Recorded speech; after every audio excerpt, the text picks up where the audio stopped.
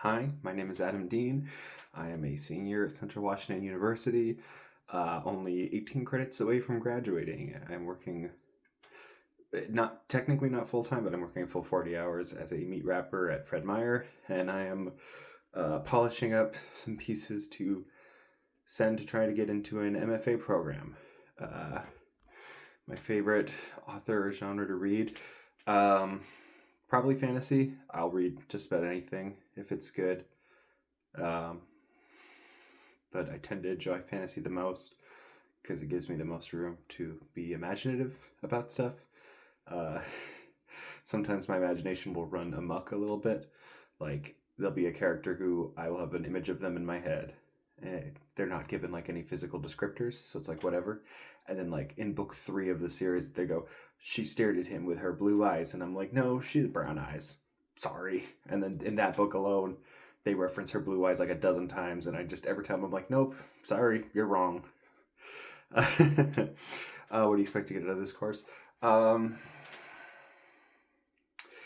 guess it really depends on how much writing we're going to be doing, how much we're just going to be talking about some of the time travel stories. I think genre discussion is always really fun because I always am like, this is what it is. And other people are like, well, I have different ideas. And sometimes I forget that other people have different ideas.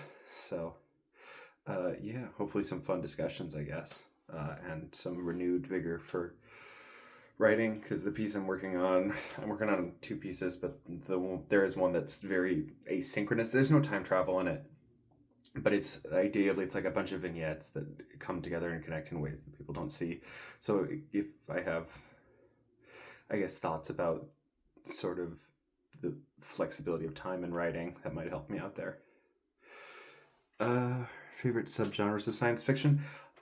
I don't know if this counts as a subgenre or if this is more of just a style, but I like episodic stuff like Star Trek. Like, I know people tend to be like, oh, episodic's not as good as something with like a full like season long story.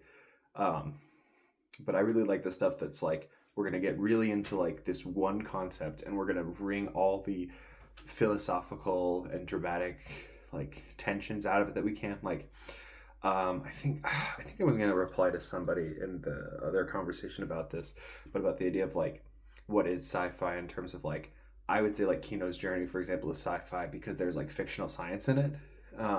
But it's set like way in the past, so it's hard for me even instinctively to be like, that's sci-fi. But it's very like Star Trek in that like she'll show up to like a place and like there's like, oh, the society has like worker robots, or they're like, this woman is building a flying machine, and like, how's that affecting society? So I'm like, that's science fiction, but it's like from like a retrospective science fiction.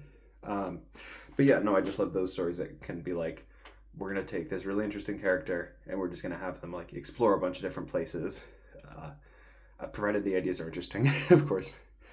What does a time travel story do? I just want to do the Rick and Morty quote where he's like, "You fucked with time." Can I swear in here? Probably not. Pretend I didn't say that. I'm literally in the middle of moving right now, actually, because I'm supposed to show off my right. None of this is hooked up, and I'm probably going to go down to 2 monitors. I just love the idea of having a third, but you can see all of my clothes over there that have not been unpacked yet. But this is doing 6 minutes. So, doing it like this, even though my computer's not set up at all. Yeah, that was the last question, I guess. All right. Nice to meet y'all.